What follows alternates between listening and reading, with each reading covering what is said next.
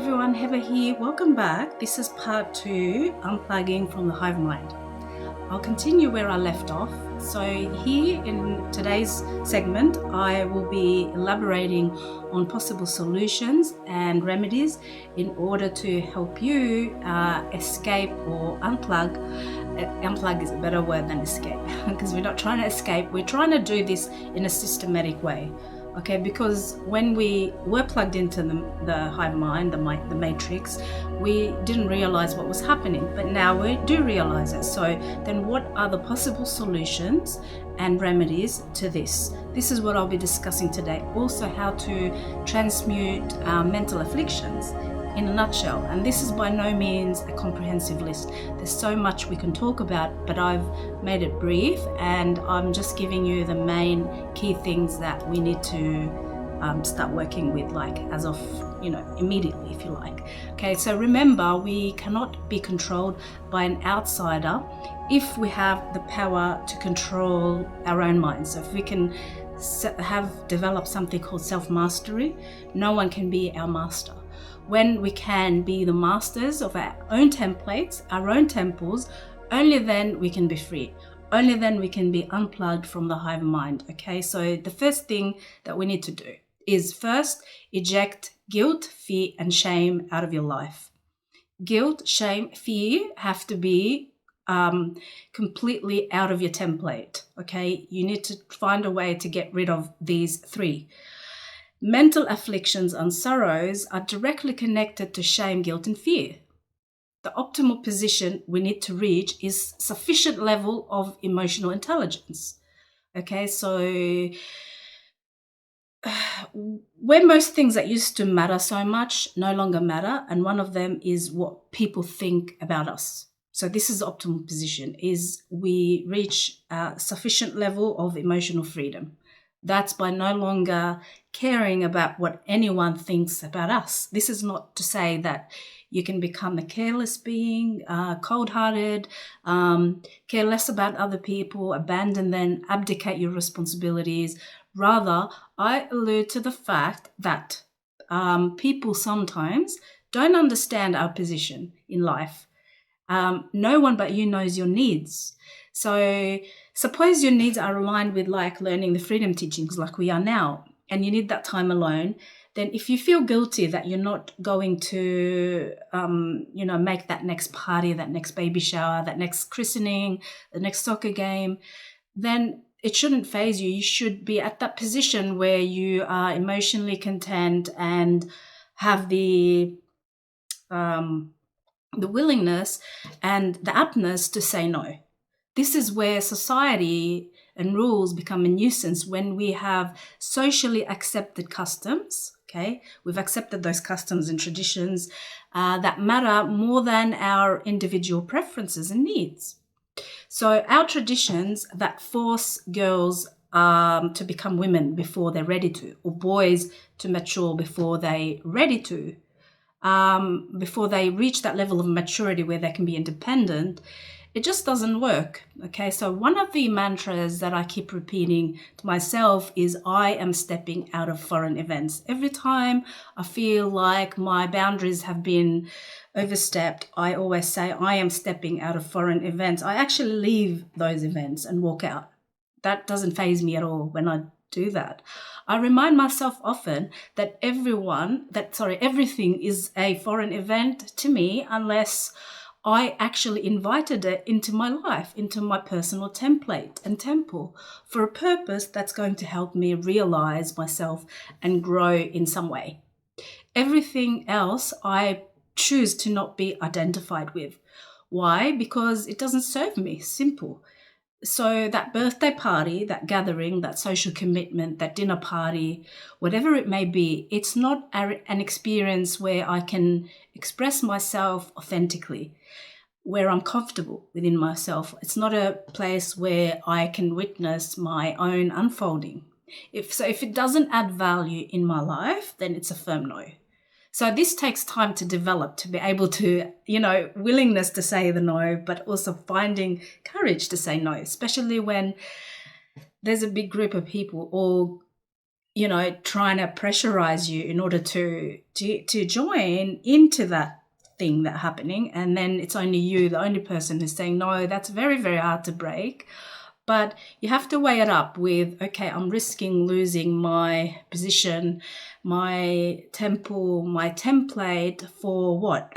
For, I mean, if you enjoy it, then go for it. But if you don't, then you should really try and regain your sovereignty and really disengage from these, and even if that upsets other people. So this comes with knowing your strict boundaries, also having that level of assertiveness where you are actually quite comfortable to say no, but also strengthening your sense of identity. And this is connected to the third chakra, because it's an easy thing. When you strengthen your sense of identity, then it becomes easy to say, no, thank you, I'm okay, I'm not going to participate. So it takes a little practice, it takes determination, it takes, sometimes you're going to have haters and people who just don't like your freedom, to break social constructs, rules and customs. And I'm not, by the way, against customs, social customs. I'm not against tradition. I'm just not heavily invested in these things because I don't personally see value in maintaining appearances. Okay, so in summary, don't feel bad, guilty, or sorry to break a social norm, especially if one's plugged right into the heart of the hive mind. Okay, many traditions I like. Many traditions. I personally have lived in India, I've lived in Lebanon, I've lived in Australia, and I can say that Eastern traditions have a lot to offer. They can be the boon, but they can also be the bane. So there's an event every week or a social tradition that you must adhere to. There's a dress code. Women must behave a certain way, walk, talk, communicate a certain way. A male has a bit more entitlements. Okay, they can be free to express like their sexuality, for example, whereas women are more repressed in these countries. Okay, so the gist here is that there is a shame embedded into the psyche of every person in these traditions, in these races, if you like. So there is a problem that shame, guilt, and fear are implanted in us, and sometimes we don't have a choice. So whether we exist in the West or whether we're growing up in the East, they're expressed in different ways. But what they have, and the one thing in common is they all hold us back, and they circumvent our ability and capability to express ourselves freely when it comes to creative expression. So this is the first cause of mental affliction. Okay, this makes people think in a singularity, and so it's a singular mind. All think the same, all do the same. Actions are very predictable. Okay, the best way to notice these patterns, if you think you are experiencing this kind of restriction, is to notice the pattern, is to journal, and to write down your feelings, do some soul integration work, do shadow work, memory retrieval, past time remembering, that sort of thing. There's also, goes without saying, the flame body activations, like from 1 to like 15, 16, they all work on shadow integration and disconnecting the shadow dances and that sort of thing. But I like to personally combine the two, meaning I like to do journaling, conscious transmutation, and inner alchemization of these lower level emotions myself in a very active, proactive, conscious participation, and also support that with flame body activations as well, to strengthen my D12 shield and energies. And I also like to use sacred symbols and sound tones from the freedom teachings, because the more you diversify yourself, the better it is, the better the outcome for healing. Okay, as long as you avoid the new age techniques. Been there, and I know that's what sort of stuff. I mean, some of it is okay. I'm not gonna I'm not gonna say it's all trash, but it's predominantly it's a lot of bypassing. It's a lot of, yeah, it's not for me, okay? And you will come to realize the more you delve deeper into the freedom teachings, the more you're going to realize that New Age teachings are just like, just scratching the surface, so to speak. So second thing you can do is, the reason people protect their habits is because they want to remain asleep deep down. So if you come and shake the boat, they're not going to like it because they like things steady. They don't really fare well with change. So people try and protect the habits because it keeps them safe within that cocoon, even though they know deep down that it's just not the right thing to do. But I'm quite comfortable staying the way I am because change is going to affect me in a different way. So the thing that you've got to remember is we have to come to a point of agreement where we abandon judgment of these people, because exhausting ourselves to trying to wake up people who don't want to help, don't want to be helped, don't want to leave their habits, don't want to make any changes, they can go their own right path of the Creator, because there's only so much we can do. So try to not let that affect you, because it's easy to develop guilt from that. And I was one of these people who felt guilty for like not being there, and always, and I've seen people do some things that completely destroying their template, and I just can't say anymore. So we just have to accept that that's their reality. They've chosen it for themselves for whatever reason that may be. It may not make sense to us, but it does make sense to them. So abandon judgment towards others and abandon judgments towards the self. And that's more important than anything, because people get caught in that drama circle when they're continuously judging themselves, especially labeling themselves like insufficient. I'm not sufficient. I'm not adequate. I'm lacking something. I'm not enough. I'm a victim. I'm lesser than. I'm not as good as. These labels help you to find the issue in itself, so compartmentalize things. But when you find the issue, you really need to let go of those labels, because they're not helping you. Because the more you're reinforcing the label, the more you're identifying with you being that thing, which is not a thing. It's just a shade. It's a shadow body connected to the shadow body. It's not you, because you is pure soul. You're a pure being, and you have a physical body, and it's one of your anatomies, very, very important sacred temple, which is a physical, but you also have your spirit. You are a spiritual being. So when you identifying as being, for example, a negative person, you're calling yourself a negative person all the time, you're identifying with that thing that can come and go. It's not permanent. It's not you.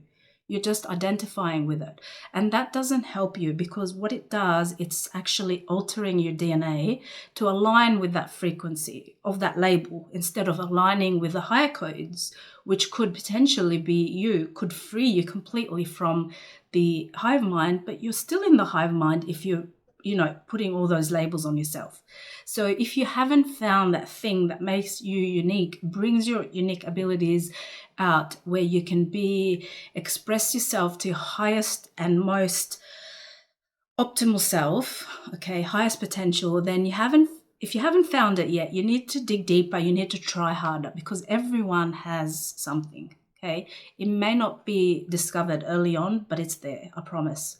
Okay, now you need to also recognize, and that's another thing, is recognize what your habits are.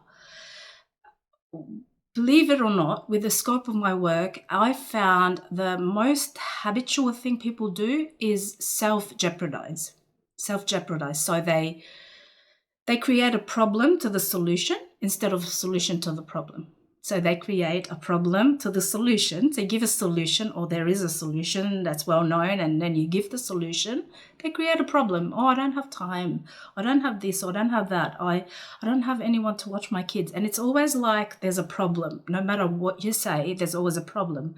They're the people that just don't want to be unhinged. They're the people who want to be plugged into the hive mind, because it gives them a level of comfort knowing that they have that shadow around them all the time. It just gives them a little, I know it's hard to believe and it's sad, but that's just how it is, and we have to accept it sometimes if we can't help it. So this is called self-sabotage. This is someone sabotaging their evolution, their empowerment. They don't want to be empowered.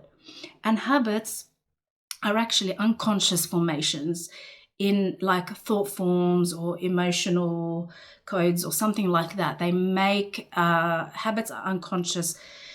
And what we want to do is make them conscious. So we need to bring them into the light. We need to bring them into our field of awareness. And Carl Jung taught this. He said, we don't become enlightened by imagining figures of light, but by making the unconscious conscious. So that's the work of the shadow work. Okay, that comprises the whole process of shadow work and soul integration, going into the repressed memories and healing. Now that's a long path. Okay, I fully, I always say that this is a long path of unraveling, but it's what people would like to do sometimes if they can't really go down the path of like working with energy. They're happy to just unravel and deconstruct things slowly and peel the onion layers one by one instead of going right to the center and forcing it out. So that works for a lot of people. I personally like doing the energy work and working with the mind, emotions, the whole psyche. I like to do the whole thing because I'm a curious person, and also I find benefit in not leaving anything out. So working from the base up and doing it step by step, because it's a process of accretion. So every time you're deconstructing one thing, you're learning and you're building DNA strands. So it still counts towards energy work at the end anyway. Okay. And another thing that is really, really effective is journaling. Honest introspection. So really being honest with yourself. Don't deny those aspects. And thirdly, super powerful is to ask feedback from people you trust within your own circle. So if you have that friend that you can go to that doesn't judge, that you can trust, you can ask for honest feedback. So you can say, what do you think I need to change in my life? What do you give me an honest opinion? And it's not going to upset me because I'm asking for it. So only when you're capable of seeing within yourself purely and clearly and with utmost honesty, then you begin to truly find the inner depths, past the afflictions and past the hindrances and past the barriers. Okay. Next is make it routine to want to learn one new thing every day, because we don't come here learned. We used to, but we don't come here learned because our memory is wiped off by blank slate technology at birth. So we want to relearn, and often we relearn the Metatronic codes. As we live in a world where the Metatronic technology is dominant, so we have to learn through Metatronic coding. So we get to a point like now, 40 years later, we realize that we've learned all the wrong things. Everything we've learned is completely BS, okay? So we have to start building those blocks, learning blocks from the beginning. It feels like you're learning the ABCs right from the start. But it's not as easy as that.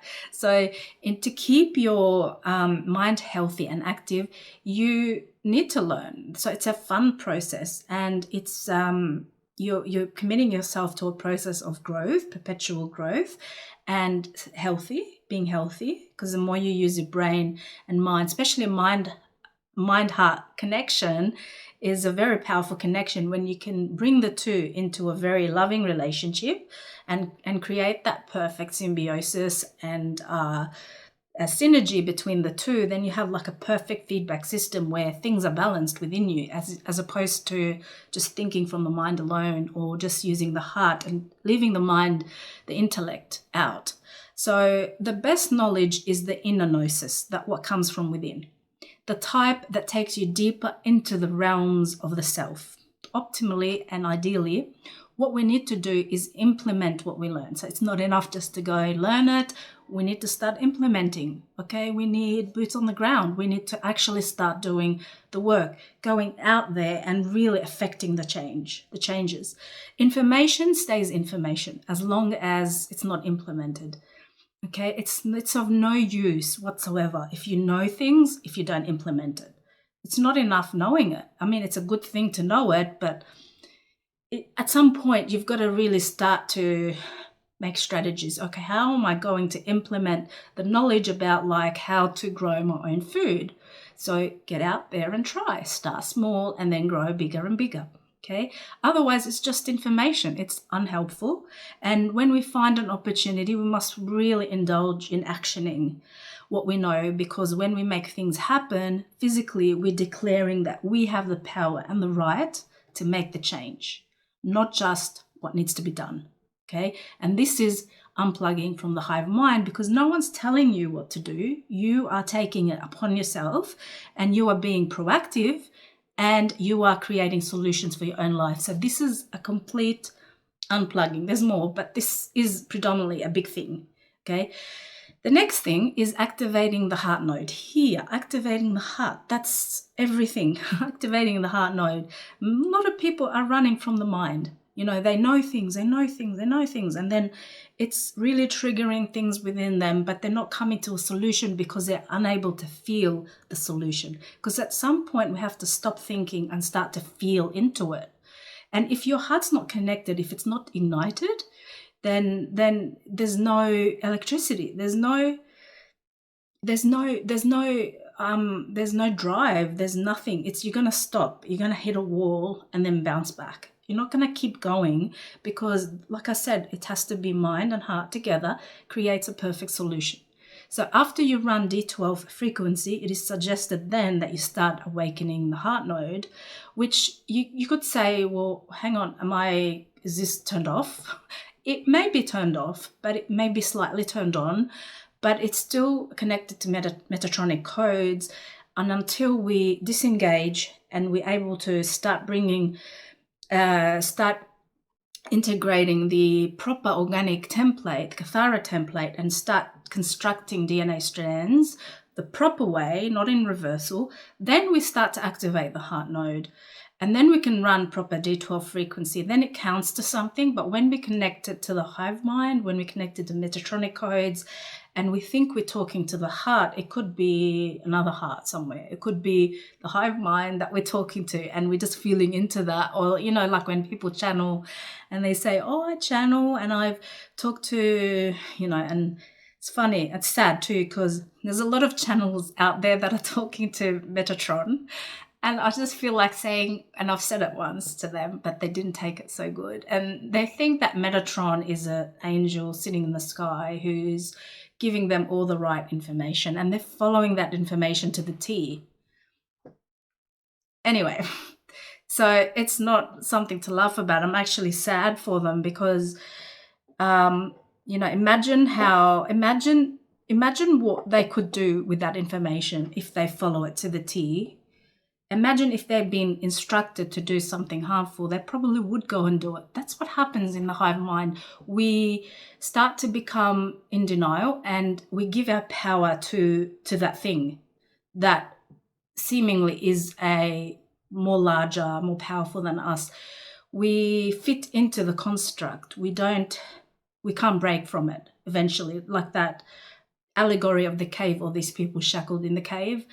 That's kind of what happens. Then they shoot the messenger. So I have to be careful with a message. So yeah, the techniques are wonderful. The Maharic seal as a minimum daily for energy protection, energy hygiene.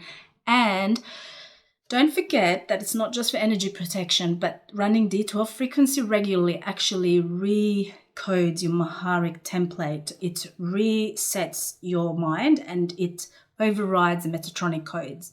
So as a minimum, run this daily. You can run the quick, like the quick version of it, which is on our YouTube channel too, if you want to look there. So we can learn to read code, but it's even more important to feel codes, feel encryptions, feel people's energy. We feel less nowadays, sadly, and we think more. So we're up here, but we're not here. We're not feeling things, we're thinking things. So here's an idea.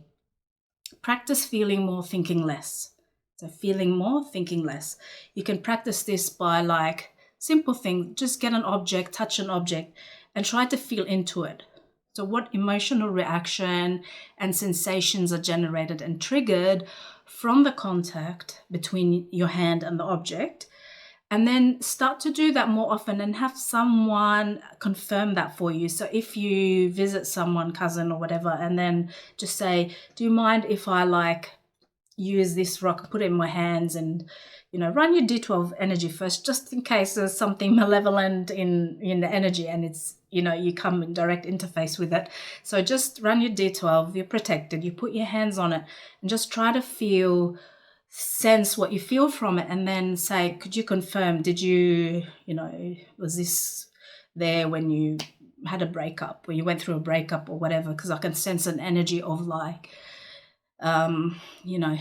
whatever. So you just, you do that, and then you ask for confirmation, and it will help you to actually fortify your ability to intuit and feel into things rather than just think about things and ask for answers. So that's very powerful exercise.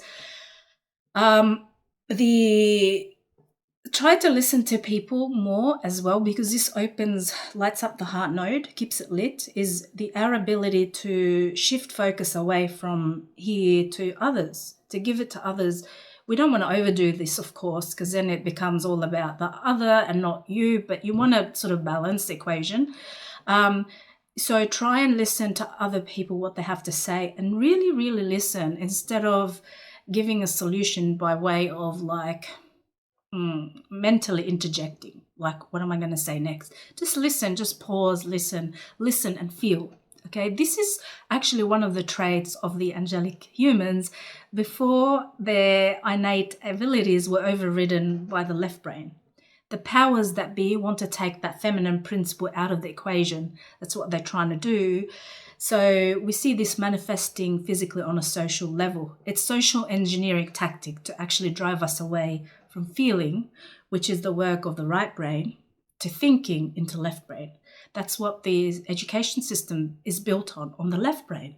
Compartmentalizing and stereotypes and fitting into a construct and things like that. Left brain connects to the right side of the body. So left connects to the right and right connects to the left. So, and what they like to do is they like to keep the right out because it's connected to the left, which is a feminine. And coincidentally, that's where they've put the J seals. So yeah, left brain connects to the right body, and they love to target it because it's the Ire energy, the divine feminine side. And it also connects to the Jehovah's seals, the ones that Enoch created and implanted in the Earth's external lines. And that's when he got angry and defected from the Emerald Covenant. So yeah, we actually can transcend mental afflictions by activating the heart node and becoming more sensitive to energy and more sensitive to frequency. So the techniques given in the freedom teachings, example, especially the Akasha symbol, very, very powerful. The Akasha symbol and the Veka codes are used to remove the J seals when they're placed on the correct part of the body. Also the sound tones, the sons and the sound tones override the Metatronic template and restore the Kathara template. There's also something called epsilon disengagement technique. I think it's called epsilon disengaging manipulation. Anyway, epsilon, okay? This is disengaging you from radiation, EMF, 5G, that sort of thing, okay? So yeah, part 7 and part 8 of the flame body specifically, they're sequenced to do, they've everything to do with the heart flame, with the Amaria flame. That's why they're called Amaria buffer, number 7. And 8 is, I forget now, but 8's got to do with the heart too. Okay, and they're directly connected to the sacred temple of God world and Camelot, which is in modern day we call it Camelot. It's not the same thing. It's a reversed version of the Camelotia. So yeah, that's what they do, these techniques. They're very, very powerful. Once you can't just skip right to 7 and 8, you have to go from 1 to 7. But you have to do emerald activation first and amethyst, and you have to do the J seals and the Maharic shield. That goes without saying that you need to do that daily, preferably. And then you begin 1 to 7 techniques. And after 7, you need to break for 4 to 6 weeks to allow for proper integration of those new energies and frequencies into your biofield. Okay. And then after that, you'll be ready for 8, and then 8 to, I think it's 20, but I might be wrong. I'm not up to that point yet. I'm somewhere in around 18, I think. I know there's 18, maybe 17, 18, and I think there's 2 more. Anyway, don't quote me on that. That's the next thing I'm going to be sharing on Telegram. But I want to do them first. I want to finish the whole process.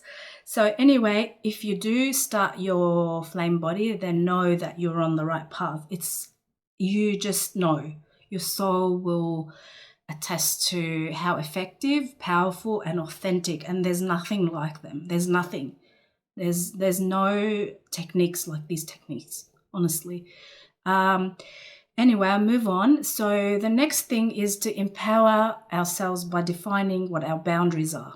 So having healthy boundaries. People who want to dedicate time, especially to learning this new material, need to do exactly that, need to define their boundaries, because everyone has free time when they make time. Okay, when something is priority, you just make time, right? So the reason people don't commit to the path of ascension is 2 things. Is first, delayed gratification. So when they're not getting instant rewards and gratification, okay? And 2 is they don't get, they don't get immediate results. So that's 1. And 2 is time constraints. So when they don't find time to do the work.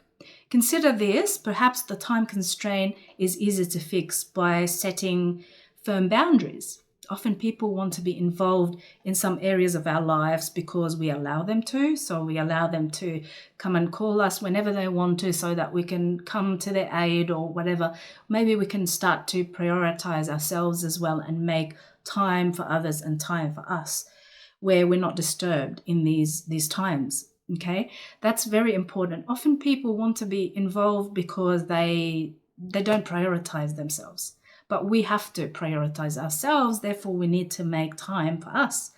So it's healthy to create those healthy boundaries. It's healthy to detach for a little while, not all the time. I'm not saying you go escape and live in the bush and just learn, and because that's not healthy either, in my opinion. I think we need a healthy level of social interaction because people are mirrors to ourselves. And sometimes it's good to be in that construct, not to mention that our tribal shield becomes activated and we do service, being amongst other people who need our frequency. It also counts as service too. So there's a lot of benefits and advantages in being in society, but there's disadvantages to that. If we get the ratio correct, then we have a great time. It's all good.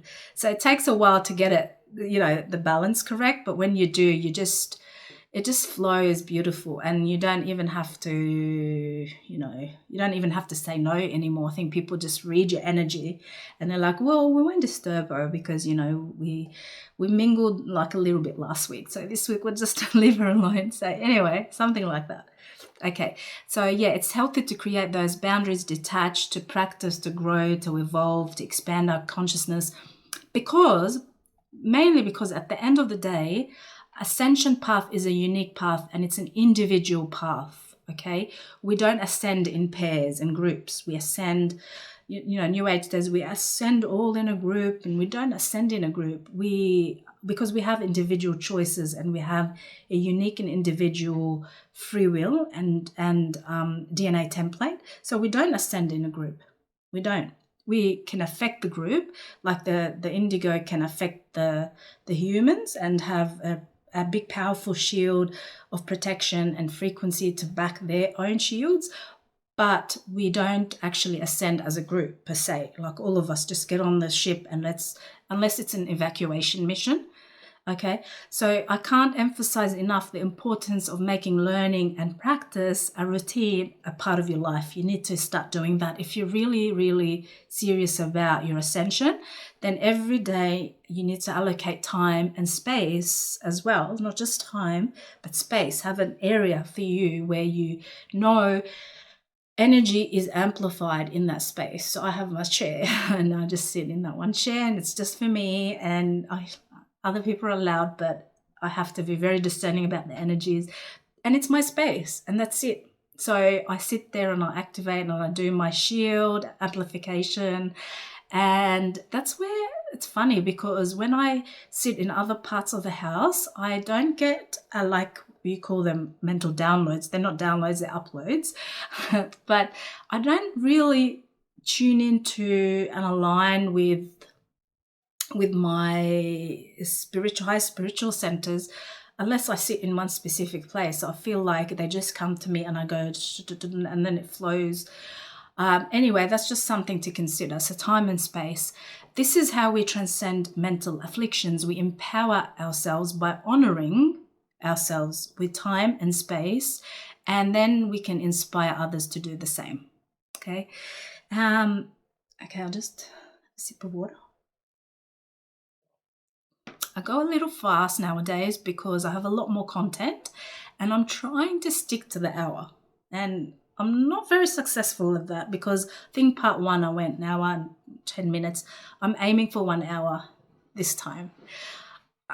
Anyway, sexual misery, that's the next thing. Sexual misery is not only a programming, so this is a really big one, but it's also a tendency for the mind to want things that it cannot have or it thinks it cannot have. So that's where fantasy comes from. It arises from the blocks in the lower energy centers, otherwise known as chakras, especially those connected to the reproductive organs, to the genitals, to the endocrine system, and also the imbalances in the third ray, so the solar plexus center. Typically, that's where fantasies arise. They arise from fear, from being blocked, unable to express its authenticity, its own needs in a very healthy manner, and being open about oneself. It's blocked energies and blocked circuits, and much more than that. It could get really complicated. And fantasy arises from those repressed feelings, which the individual internalizes. They often internalize it because there's a shame and a stigma around sharing those sexual fantasies. So they tend to repress and keep them, internalize them. What that does, it leads to further blockages, pain, and a longing and a hurt that they can't even resolve after some time. And what is worse is obsession. It leads to obsession. So they start to obsess about that one thing, and it becomes like a sickness, like a disease, because they can't tell anyone at that point. It's so severe that they don't know what to do and how to overcome it, and they become obsessed. So they turn to other things that are going to help them release that energy in a very fast and maybe, improper way, but very fast and discreet way. And this is the nature of fantasies. And often fantasies are not connected to the Messianic imprint because they're not organic. They're not, one can argue and say, well, that's imagination, that's Messianic. Yes, but it's not the nature of the imagination to be steered that way towards sexual fantasizing. And it's not linked to that. It's linked to the Metatronic codes. And the dark avatars know about this, okay? That's why they use it against us. They know too well how to prey on our minds using these distorted images and sounds, as well as, you may very well be aware of this, subliminal messages used through movies. That is major cause of fantasies and having those obsessions with things that we think we can't have and we're supposed to have, which is not true. And so, we become so connected to the net for answers of all things, and we become entrapped into what is known as the lower astral plane, okay? Many become victims in the lower astral. They become tagged and they engage in that sort of activity, a sexual activity in the astral field, while others become trapped in like mind games, desperation, and end up in the net as well, leading to many many end up with addictions, like the pornographic type. When the person begins to wake up, though, they fall into a whole heap of misery because now they're divided. Now they want to heal, but they can't. They have these addictions and obsessions, and that becomes a sexual misery program. They're unable to come out of the net. At the same time, they're unable to leave their addictions. And that becomes a great and a severe mental affliction, misery. So they can't do anything in life because their life revolves around purely satisfying that one need they're obsessed about. So we must, in order not to fall in the trap of sexual misery program, we must understand how sexual energy works first. There's a difference, not a big difference, but there's a difference between spiritual and sexual only in the way that primal energy is expressed. What can boost us can at the same time destroy us through reversal programs that feed directly into the beast system through Rome, fortifying the Baphomet Black Madonna networks. And this is all to allow the dark ones to feed on this sacred energy. So they know that one way or another, through spiritual energy, through like giving our power away to the New Age teachings and to surrender to the gurus and masters and the false gods and deities, that's one way. And another way is through repressed emotions and sexual misery and reversals that it's connected to Rome and it's connected to Stonehenge, I think, and then it's connected to the Madonna networks, and that's connected to the moon. And I'll talk a little bit more on that. So to put it simply, sexual energy needs direction. Sexual energy is like a child that needs nurturing, that needs nourishing, caring for, that needs direction. You can't just leave a little child on their own. You need to give direction until they're mature enough to make their own decisions. So it needs direction the right way as well. Because when you direct them the right way, it enables the spiritual powers to come online rather than disable that creative God gene or God seed atom. So the hive mind is plugged into the Ethernet. It happens through the 4D plane because they aim for 4D since it's connected to the heart node, and also to stop us from accessing other gates. So they created an artificial door into the 4D, into the lower astral, to deceive us into believing that we need to give our energy at the door as soon as we arrive to the beast before we enter the Garden of Eden, before, where the God seed atom is. Now, what happens when the fourth is inaccessible, the organic fourth gate is inaccessible, what becomes the result then? Well, then Stargate 5, which is Dimension 5, becomes inaccessible. Stargate 6, which is your pineal gland, and 7, crown, and so on and so forth. So Stargate 5 is connected to 5D Tara, which is a higher frequency version of Earth. So it's Earth, but a higher frequency than Earth. And this results in an internal pole shift. So when we speak of pole shift can be internal as well, okay, because it disables the organic flow of energy from the solar node to the heart to Tara. This disbalance creates mental afflictions. So the Vatican specifically blocks the fifth gate to Tara, and this is your authenticity, this is your truth, your healthy expression, your ability to speak your truth authentically and without fear. This is just what the fifth dimension is. So it sits right in the middle between the heart and the pineal gland. The fifth dimension is your ability to discern truth, to speak it, and to resolve inner trauma and align yourself to the divine will. So a lot can be said about this very important energy center. I was actually one of these people that had a blocked chakra, the fifth chakra. I was actually too scared to speak. Funny that. You won't believe it because I'm here going, but I didn't hardly spoke when I was a child because I was, anyway, I won't go into the details, but basically I didn't really have a voice.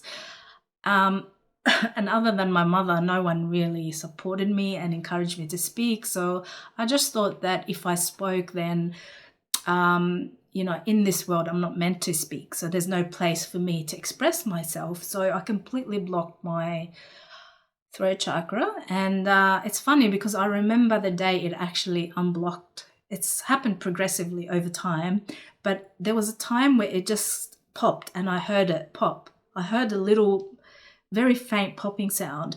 And I thought, oh, wow, I wonder what that is. And when in hindsight, now that I think about it, I think it's when I was giving my first class and I was really scared and shaking.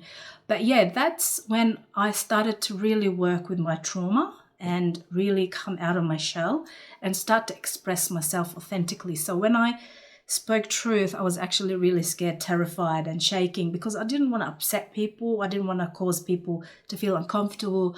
I didn't want the, what do you call it? The, not conflict, but like, when I went blank now, but like when someone is trying to debate with you, I hated debate because that meant that I always lost the debate because I always say, yep, you're right. Like I couldn't express myself freely. And now it's like, I'm not that person anymore. So that's even confirms even more now that we shouldn't identify with anything. We shouldn't say, I'm just a nervous person, I'm just a suppressed person, because all that can resolve. We can work on ourselves and we can really come out and see how we can flower and we can really bloom if we want to. It's a choice. So so I was one of these people, and when I knew what my mission was, it made me a little bit sick to actually think about speaking. I was like, oh, do I have to use my voice? And yep, you do have to use your voice. Part of your work is to use your voice. And, it was really hard because the society that we live in is actually tethered in and often glorifies falsity. Okay, so anything that's false is glorified. Anything that's truth is suppressed. That's just, I suppose that's part of the makeup, the construct, that the society that we live in, that confirms that we're living in a Metatronic world. So, but I knew one thing, okay, that once I stood in my divine temple, in my divine light, that there'd be no turning back. That's it. Yep, and I haven't turned back since, and the journey's been effortless. I'm not going to say it's been very, very cruisy. It's been hard. At times I cried before I had to speak, but I did it anyway. And look, it gets easier. It does. Once you start to work on those layers and recognize them more and more and recognize how they're hindering your evolution, then you get like really tired and exhausted of having to give in every time. So you just want to break it. That's it. One hit and it's finished. And then you can, anyway, that's just a little something about me personally that's relevant. So when you begin accessing those gates of truth, authenticity, and true intelligence through the fifth gate, there is a major breakthrough into your soul. You start to peek into your soul. There's a higher level integration that does not happen when plugged into the hive mind. That's how you know the difference is when you're in the hive mind, there is no authenticity. You can't use your voice. It's suppressed for you. Absolutely no to actually use your voice. You just don't have one, especially if you're in a patriarchal system. There is liberation, there's fearlessness, there's empowerment when we exit the hive mind. So sexual misery is also restraining the power of your thoughts through speech. So that's why I'm making a connection here that during the last 4 years of this whole pandemic, they pushed masks. They tried to block our fifth chakra. And when this energy center is blocked, what happens is the energy runs in reverse, causing misery, pain, self-abandonment. Yep, you abandon yourself because you just want to exist. And you start to obey the leaders, okay? And what they do then is they catch you at a point where you're at your lowest, when you're the least empowered, and they say, here, this is some pleasures for you. Go enjoy them. And you just get hooked. That's how they get you. They have us run the energy backwards. Another thing people do is casual sexual encounters. They're not healthy, because people who are serious on the ascension path need to know that every time they have one of these encounters, they're leaving a part of their energy signature with that person during that engagement. And even if mentally we hooked, we are also opening our biofields to energetic tagging, trauma bonding. In other words, we're inheriting these people's traumas, miasmas, and karmas. That's a big one. Okay, next one is, so transmuting mental afflictions is a process where we recognize we're being trapped, where you recognize it. So if you do the work, or if you've been awakened, or sometimes traumas get us to a point where we just want to know what's going on, and we have to break through. But it's a lot of people comfortable living the way they're living, with those pleasures and there's merry-go-round pleasure cycle, never ending. They're quite content. They're never going to question things because they're quite content. But a lot of us who have been through so much trauma, suffering, pain, we're just sick of it. We want out. We want a breakthrough.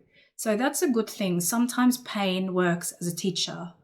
The transmutation of those mental afflictions is actually a process by which we recognize we're being trapped in the nets, in the snares of those who live off our energy and feed off our energy.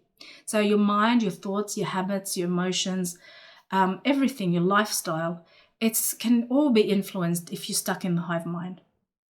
So many of us want to be free, but the majority can't even get themselves to even break from like a temporary day job, okay? But why? Because food, security, shelter, as long as they remain priority, we can't transcend beyond the root chakra. Remember, it's the work of the root chakra. This is to do with security, and to do with shelter, and to do with preservation. So yes, it says root chakra security, flight, fight chakra. Though it's helpful to like run away when you see a hungry lion. Activates your flight and fight. Your glands release adrenaline, and it gives you like superpowers. So you run, you escape. But it's not helpful and useful if it's switched on all the time. What's the good in that? Most people run on flight and fight, and you find that they're strung out and they're in constant activity. And I find that to be interesting, because I feel like sometimes they're creating activity to escape the self, because they don't want to go in. They create things on the outside. Yeah, most of us are deeply tethered to that level of emotional and mental state. That's been given the controllers an advantage over us. So they put us in these positions to, but it's also we are responsible as well. Okay, we have the power to take that away at any time. And until then, they have the power. And they have the power to take away your freedom and any time, because they know what your priorities are. It's shelter, it's food, it's sustenance. So we give in, we give up, and subsequently we give our power away. In exchange for what? In exchange for a little bit of security, a little bit of shelter, a little bit of sustenance. So the events of last 4 years are a confirmation of this. We must overcome those mental afflictions by actually going back to the basics. So we need to relearn how to start a fire. Not like a fire to burn things, but like bonfire to keep ourselves warm. Okay, we need to like relearn basic survival skills, become more independent when it comes to resourcing our foods, maybe growing our own foods, coming together, strengthening our individual and collective shield outside of the hive mind. We need to sing the songs. We need to make this an enjoyable thing. Okay, we need to be unified. Be happy, be in joy, and come together and sing songs, because singing songs, A, activates, 2, brings memories back of our ancient times, and 3, it strengthens our tribal shield. So notice where there is a strong tribal shield. Okay, that's an interesting thing, is that the fear of death, the fear of dying, is diminished. It becomes so diminished because one knows that even after leaving the body, there is solace in the knowledge that there's a whole tribe behind you, and you're not just going to die unnoticed. There's freedom teachings, there's a song for safe passage too. And that's why I just love the freedom teachings. I just love every bit of it because there's something for everything. It covers everything. So the fear of death, it's the greatest fear. It's recognized as one of the greatest fears people have. And then there's like a fear of public speaking, something like that, and fear of falling. But the fear of death is a huge thing. And that's because people don't understand death. We've been actually really, really programmed to fear death for a reason. Okay. So anyway, I won't go into that. It's not what the video is about. But yeah, the fear of death. But like I said, it's diminished within a tribe, within a group of people that care for you and they're going to, be with you to the end and, that sort of thing. So yeah, there's solace in the knowledge that we are a tribe. Not only that, but the fear of death consumes people nowadays, and so much that it prevents them living without any worries. So they become always worried about the last event or the last day of their lives. So what we need to do is we need to transform worry into warriors, become warriors, defend our templates. And, mind you, we're not born without fear. Fear is implanted into our emotional body, into the vagus nerves. I have fears and no one is completely devoid of them. But the less we can come to understand that death is a beautiful transition, especially, if it involves a rainbow bridge, especially if you've got a map of the ecosystem and you can just, go back to where you come from, then it's a beautiful thing. Then one can rejoice in life and can rejoice in the afterlife too. Attachment to or obsession with things is the cause of affliction and mental affliction. Aversion and hate is also a cause of affliction.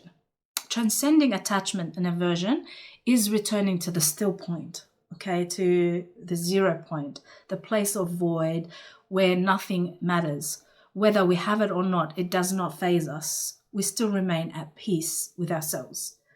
So this is a simple exercise that you can do. Try to give something that means a lot to you, not sentimental, but something that's, maybe worth a lot. Maybe you've been attached to for so long and you have no need to keep it anymore. So you want to give it to someone else. Try to give that away. I encourage this type of activity in healing courses, in my own healing courses, because it promotes feeling of contentment and it breaks that attachment. It breaks that needing to keep whatever that is. It actually relieves stress from the mind. People think that if they lose something, I'm going to be so stressed. But actually, there's a feeling of relief after that because you're no longer bothered by the emotion of having it and having to worry about it. The beginning may be difficult, but once it's out of your sight, then there's something liberating in that process itself. I'm not suggesting to strip yourself naked, give all your possessions and go live in the bush with no resources, abandon material possessions and all your responsibilities. No, it's a known fact that possessions can actually hinder your evolution because the more you possess and the more attached to your possession, the more you're going to be afraid and scared that someone else is going to possess them, someone's going to take them, or that you're going to lose them one day, or you're going to die and leave them behind. In actual fact, things keep us triangulated in the temporal. That's why the controllers have been selling us the American dream, because it's linked to materialistic possession. That way you're tethered to the system and you keep chasing to fulfill the dreams that they are selling you. In truth, very little is needed to keep us truly happy, not the ephemeral type of happiness, but the real happiness, the one that brings you everlasting joy. being able to share my passion, talent, gift, and being of service to the world is actually brings me tremendous joy and fulfillment. And that's what I encourage. If you feel in your heart that you're meant here for something great or small, it doesn't matter. It's not about size. It's not about how many you've got or whoever follows, or, if one person, if you can benefit one, then it's service. It's great service. And it could be yourself. It could be just you. It could be you, not just you. It could be you. And, you could benefit yourself and change yourself to the point of like reaching, your maximum, your greatest potential, point of optimal strength and empowerment and self-realization, and that's enough. Another thing on death as well and possessions, Ashayana said that even the body that gets buried as opposed to cremated, even that body leaves behind residue of its energy in the temporal realm here, even if it isn't helpful. Okay, so the less stuff we can leave behind after we depart from this place, the better. Many traditions believe in like clean state, no karmic residue, meaning we live here not owing a single person anything. We do our obligations and duties, and we pay everybody back, and that's it. And we have a clean slate, so we're not actually owing anything to anyone. That's also true if you're readying yourself for ascension, if you're leveling up to that ascension process where you don't want anything left behind. So revenge, hate, retribution, taking what does not belong to us, inflicting pain onto others, these leave us with a karmic debt. So you have to consider that sometimes it's just for the sake of it, I'm just going to go make amends with this person and then just draw healthy boundaries and say, okay, that's it. I talk to you now and I've resolved that issue, and that's as far as I'm going to go, but there's not going to be a connection moving forward. So sometimes it's worth doing that, because that way there's no ill intentions and there's no negative energy shot your way. So you just sort of bring it to a neutral state. It might be worth that. So just consider that. We must learn to live karma and miasma free. We must learn to recognize where we're going wrong as well, and rectify our actions before we leave the physical realm, or otherwise these imprints are going with us.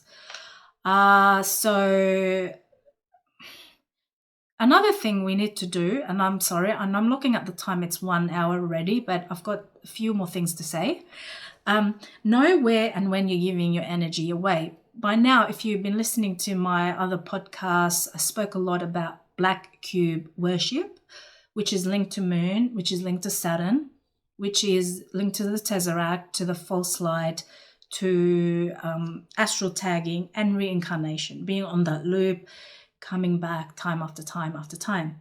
The moon, you have to be aware of the moon as well, and feel free to accept or reject this bit of information that I'm going to give you. But the moon is an Anunnaki space station. It's used as technology to spread the reversals on our planet. I feel very bad personally on a moon day, so it's a confirmation for me because I trust my inner knowing. It's the only night actually when my mind does not feel like it's rested properly at night. So the moon is a two-way feedback system, if you like. We feed our sexual misery energy to the moon, and it feeds us back the frequency but amplified through the grids, through the reversal grids. New Age teachings and New Age communities celebrate the full moon. They do rituals, they do ceremonies. That's also a funded agenda by you-know-who. But yeah, they celebrate and they amplify those energies. And what that does, it keeps the DNA locked into an inorganic Yahweh architecture. So the Yahweh matrix is big, huge. It's the Antichrist, basically. So it's a false Yeshua. It's a Yahweh. And it's inorganic, and it's being fed through the moon, and the moon's feeding it back into the grids. So yeah, the moon is like represents the unconscious. It's the part of the unconscious hive mind. It's part of the Alhambra shadow network that literally feeds those shadow implants into our grids. And it can distort and override the actual encryptions of our stargates, the organic stargates, that link directly to the health of our chakras. That's why the moon is represented commonly in the New Age teachings as a sacred symbol for women's reproductive organs, for fertility, for healthy, robust sexual energy. It's represented in the tarot, it's represented in yoga, because in yoga it describes the left side connection to the Ida Nadi. It's called Ida Nadi, which is like an energy river or stream of energy, and it's the feminine energy. It's on the left side. Water element is also said to be connected to the moon because the moon controls the tidal effects of the large water bodies, so oceans and which means it has a strong hold on our emotions and on our blood codes, since blood codes are liquid form. Okay, so the moon actually did not exist before Atlantis, right? So they say that it's an artificial satellite brought into the orbit from the leftovers when Maldek exploded and formed a space station, and it's said to serve as a base for the grey Zetas that are cloned worker bees for the Earth's colony here. Or is it the Anunnakis? I'm not quite sure who runs what right now. It's very confusing. It could be both, okay, because there's many sides to the moon. So anyway, many things have changed over the years. Like I said, perhaps they both inhabit the moon. And also the moon's associated with feminine goddess energy through the inverted Thothian schools of Thoth, who is Hermes, okay, and Isis, who is Aphrodite. And so if you combine Hermes and Aphrodite, you get hermaphrodite. Okay, so hermaphrodites. And most dark occult schools, schools of Gnosticism, especially those connected to Crowley and what's her name? The other one, forget her name. Theosophical societies and things like that, the Rosicrucian orders and, all these, they're connected to the Thothian school. And most dark occult schools teach that moon connection to empower the self, but their way, through strengthening the grids, their self, their gods, not ours. Through, like I said, the Baphomet network, to loose our sacred sexual energies.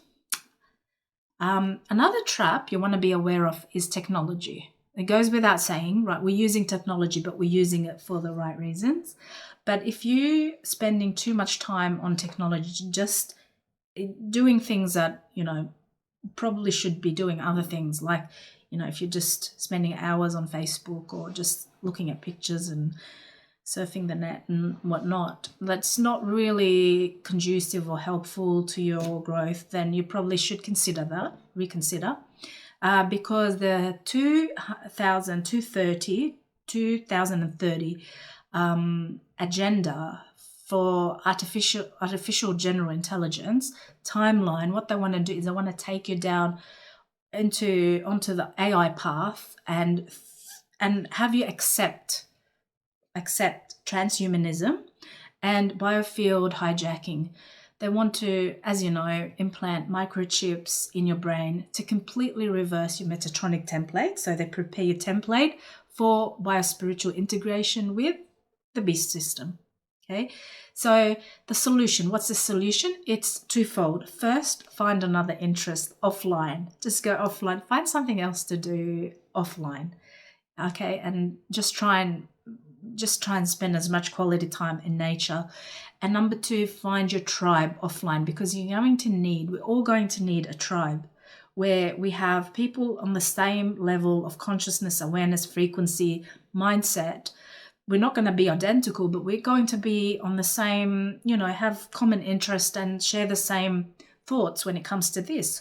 We all know as a minimum that we don't want to be plugged into the hive mind, as a minimum. So let's make that bring us together. We create a tribe, and let's make an effort to meet regularly in person. I know it requires resources and time and things like that, but I spoke early on how to prioritize time and stop making excuses, okay? Because I was once a person like that, would make excuses, all excuses to not do something because I thought it was difficult. So it's called self-jeopardy. If you want to self-jeopardize, you're really going to be stuck in that hamster wheel sort of thing. You know, we need to come out of that. Really, really, really put effort into what we want to do. And it's fun too. Like movement is fun. Change is fun.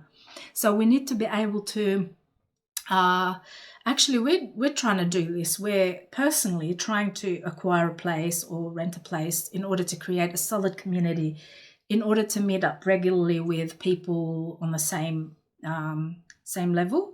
But we're looking for a suitable place. We can't say where, but that's happening now as we speak. We're looking and we're considering moving again. Anyway, when that happens, I'm sure we'll share. So yeah, we need to come together. We need to find suitable places.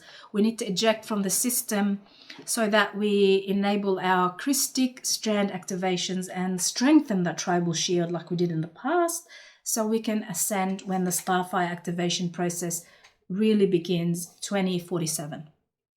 And the name for those places is gyrodrome. Gyrodromes are like ascension platforms that when the Earth receives those damaging frequencies, these platforms escape the harm from those damaging frequencies because they're held on a different shield. So, you know, shield is the 12D shield. So that's an untouchable frequency. And yeah, we have to begin building ASAP. If you're not in a position to build it yourself, to make it happen, to donate a piece of land, then you can at least provide support in any way you can. Financial, physical support, growing food, whatever you can do, whatever your capacity, obviously, you know, it's, you can't just like give everything away, but like, you know, what you can do to contribute, then it's going to be you who's going to benefit from it as well.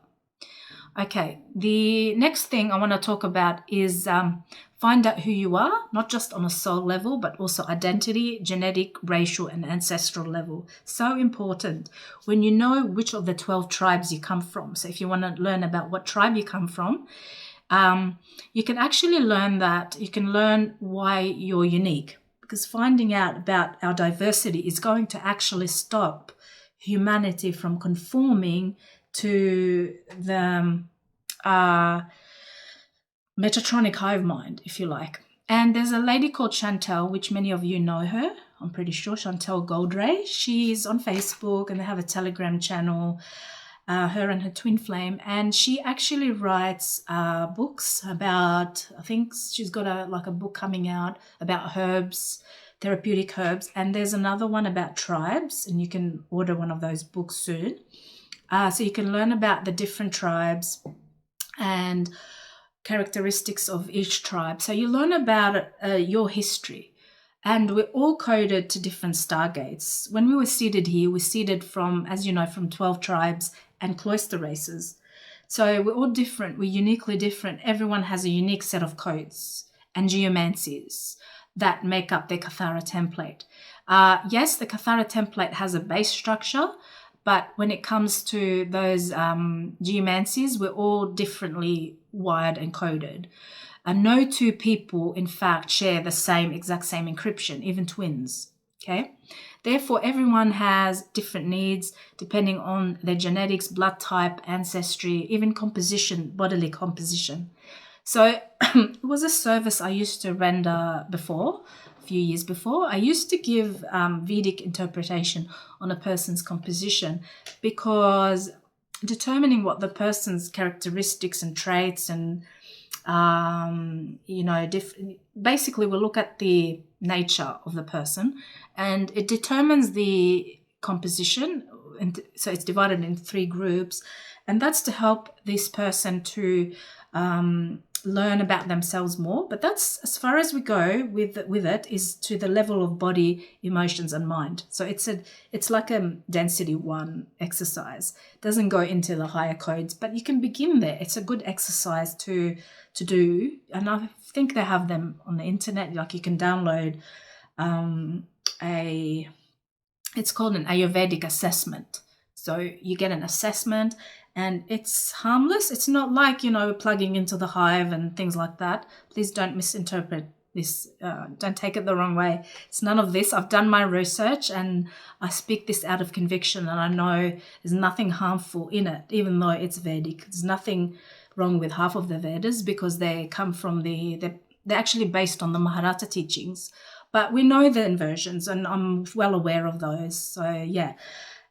If you want to know about your body, I suggest you do that, because you can learn about, so you do your genetic history, your mapping, you'll do your galactic, which you can find out which tribe you come from, then the racial one, the ancestry, there's different ones, and then you do this one, which is your body and, the body composition.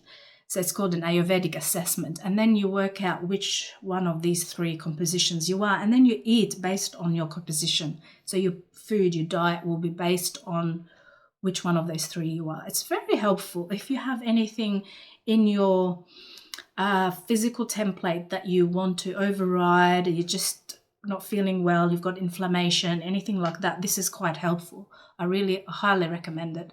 I used to do those assessments. I don't do them now. Sometimes I do, just depending if I have time, and if you need help, you can always ask. And last, I'm coming to the end, I promise. Last, don't buy into the world that we are all one. Don't buy into that notion. And don't buy into duality and division either. Okay, so you need to just be your own sovereign self. We're all from God's source. We follow the law of one. If we're into the Emerald Order teachings, that means we're holy, we're sacred beings, we're remembering who we are, and we abide by the law of one. Okay, but we're different. We're very different. We're not all the same in terms of, genetic disposition or predisposition. We're not all the same. Some of us are programmed, some of us are not. Some of us are hybrid, some of us are not. It doesn't mean anything that, we have to start disliking them or anything. It's just how the world is constructed.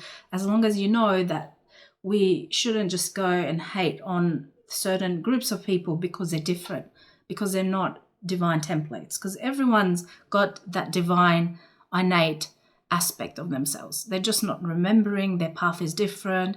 But what I want to allude to here is that we're being programmed to accept everyone, and that's a cause of mental afflictions. It's causing mental troubles because we're being told and taught to open up. In truth, we can learn to live in harmony, but we don't have to actually open up unconditionally to acceptance of everybody, just because not everyone shares your good intentions. Not everyone means well. So the New Age is pushing world religion, Luciferian agendas such as this, and that's all promoted by the UN Coexist program. Coexist means we're all one, okay? Their objective is they're sneaky, okay? It's funny because they think we're not going to know, but we do. Yeah, we notice. A lot of us are awake and we're seeing it. Just clear as day sometimes. It's like, oh, okay, yep, we can see what's going on now, and that's it. We're not going to be duped again, okay? They want to lurk in their players into the field so that we can all be one and accept rehybridization. And it's not nice. The objective is, like I said, to get everyone to open their heart. And remember what I said about the heart node? They create an alternative door to connect with their players, so we can let the players in instead of an organic connection with like the right frequency within your personal nomad. So we don't have to accept everyone. We have to remember we live and abide by the law of one and unity, but we don't have to accept everyone into our energy field, just like you wouldn't let anyone into your house just about everybody. Okay, so if we do that, we're actually harming our shield.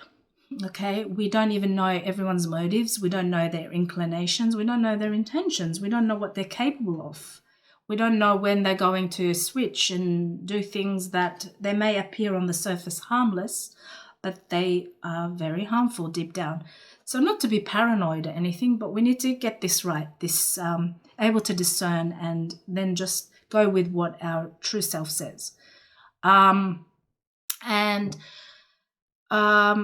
Yeah, we have to be discerning and not being discriminate, and to not let everyone indiscriminately into our sacred temple, because what we end up in is like a singularity mind. We're all connected to the same mind, and then that's it, you're over.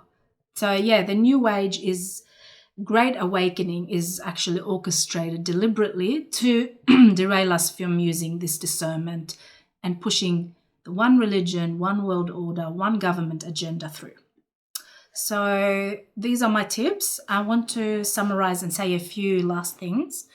So to sum it up, in essence, we need to remember to do three things to master, to unplug from the hive mind and transmute mental afflictions is first, get comfortable with detachment from the collective, energetically, mentally, emotionally. Prioritize yourself and learning. Okay, so learn to detach. That's 1. 2, try and recognize where you're holding on to past belief systems and unhelpful belief systems, outdated belief systems, where you're getting caught in the nets, in the snares, in the traps, and try to break these connections. Okay, once you start to, once you do, you can actually start not leaving yourself void of anything, but you can actually start accreting the correct frequencies from the freedom teachings, because when you create space within, so you go back to clean slate, and then you start to accrete the right frequency. It creates space, but if you have a lot of congestion in there, a lot of build up, and then you're trying to put new things on top, it's just not going to work. So you get rid of everything that you know to be true. You open your mind and you begin to accrete new frequencies, new codes, new teachings. And through the freedom teachings, you can learn proper ascension mechanics, if that's what you're really aligned to the most, okay?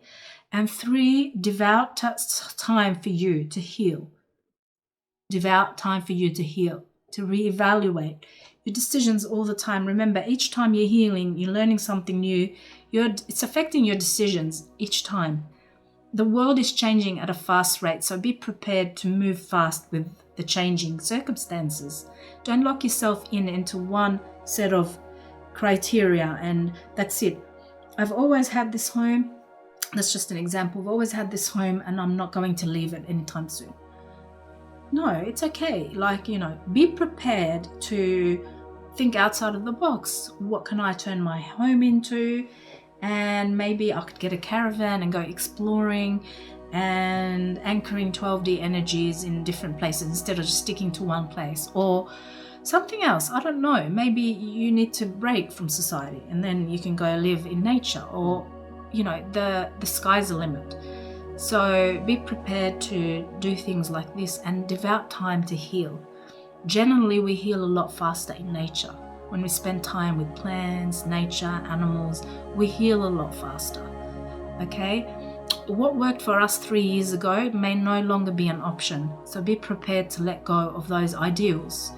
For example, city dwellers are now considering relocation to rural areas because they heard about smart cities. So they heard about smart cities, they've seen that developers are already acquiring landscape to build smart cities, and now they're in panic mode.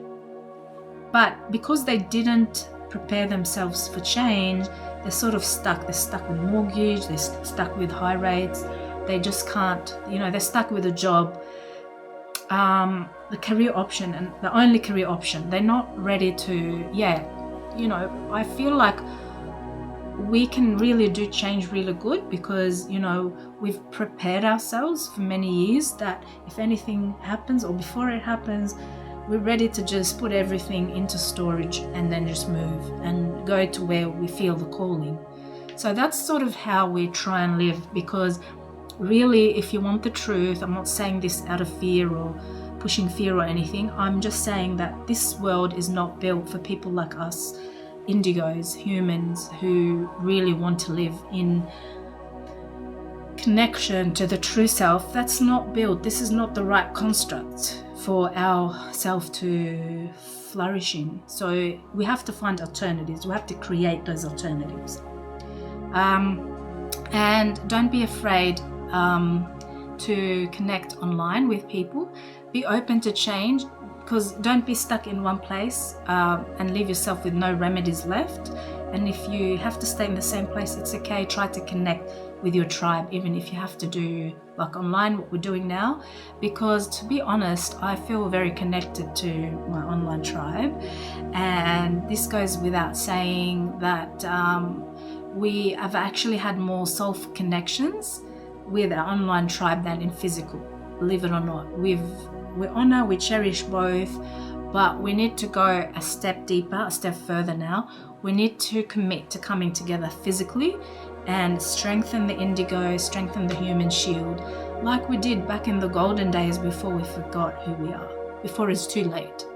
Okay, so that's something to think about.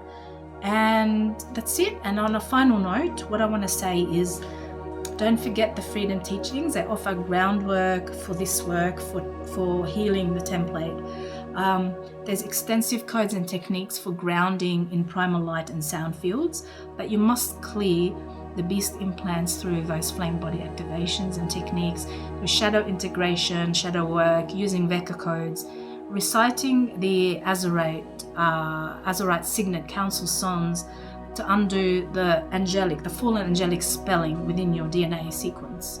Okay, and I too have developed a healing course to help people identify where they need to focus attention on, and it gives you I'll give you guidelines to follow through with these techniques as well, in order to heal the mind and rewire the brain as well.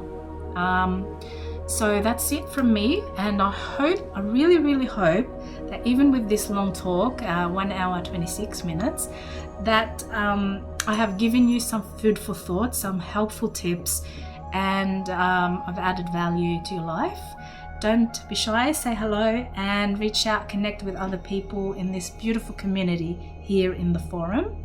Like, subscribe, share, and more importantly, stay connected to your monadic stuff, okay, and your higher wisdom and your truth, authenticity. Much love. See you next time.